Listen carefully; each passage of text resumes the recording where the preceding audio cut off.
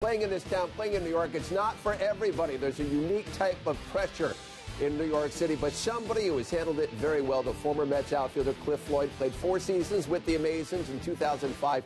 34 home runs, drove in 98 runs. That's some pretty good production, and we're thrilled to have Cliff join us here in the studio. It's good to see you, Cliff. Thanks for having me. Spending time these days, MLB Network, Fox Sports down in Florida, also Sirius XM Radio. So let's get right into it. And playing at a high level in this town, what does it take, and why do some guys struggle in that spotlight? Well, I think some guys come here and think that it's very easy to handle it, and you know, it's not that easy. I think you have to come here to New York City and understand the grind it takes to go out there every single day and know that these fans know the game like the back of their hands. And if you don't come here and do what you're supposed to do, run the balls out, do the little things you're supposed to do, they will crucify you and boo you out of this place. So I think guys have to figure out, you know, what's best for them when they get here, whether that's finding time for themselves, whether that's getting to the ballpark and talking to the media first and getting themselves, you know, done with that so they can get themselves ready for the ball game. That, to me, is the key.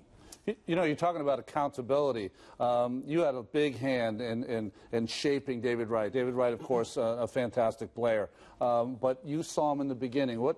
Who are some of the guys you played with that helped mold you as you did with David? Yeah, that's a good one, because I look back to my days, Ron, and for me it was more of how to get back, and find myself, get my feet wet, get my feet up under me, and understand that, you know what, it's gonna take you to get 2-3 years in this game before you get yourself acclimated with the game. But to do the little things, get in the cage, get to the field early, don't take the bus to the park. Those little things are the big things that, you know, was passed on to me. And all I tried to do was get David, because the talent was there, just to make sure you understood that this game will eat you up and spit you out if you don't allow yourself to get acclimated and get back out there and play the game the right way. What a run, 2006. I mean, who can forget, Cliff, the catch that you made to clinch the National League East? First time the Mets did that since back in 1988. A lot of people thought, as we get a look at you right here, yeah, I was nervous. Were you nervous when you made that? Yeah, I was like, you know what, I don't know what the heck is going on, but I didn't want that last ball to come to me. It's like a no-hitter situation. How could you be nervous on that catch? Yeah, it was a can of corn. And you stuck it right down I stuck it right in my pocket. I was like, listen, nobody getting that ball. I went through a lot in that year, and the boys picked me up.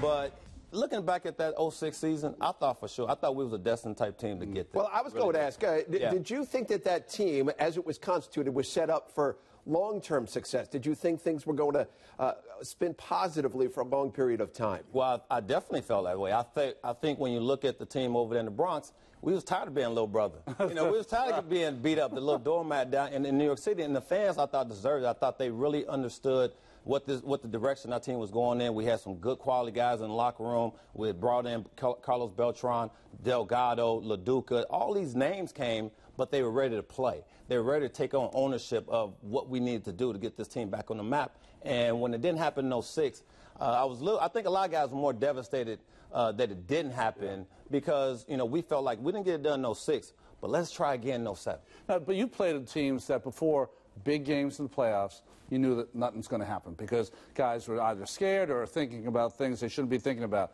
That wasn't that 06 team, though. No. You knew you were going to win Game 7. We had a blast. Every day we stepped in that locker room, and Game 7 was no different. I thought we was going I walked in the park thinking, what the heck is going to happen? I knew I wasn't playing. You know, I knew I had the bad heel, and I knew Chavez was going to be out there. But the feel in the locker room, we thought we was going to the World Series. Yeah. And today, it'll be always, you know, embedded in my head, because I hear so many people talk about that one game, and they thought I was going to come through, and I said, yeah, I thought so too. I think a lot of us felt that same way.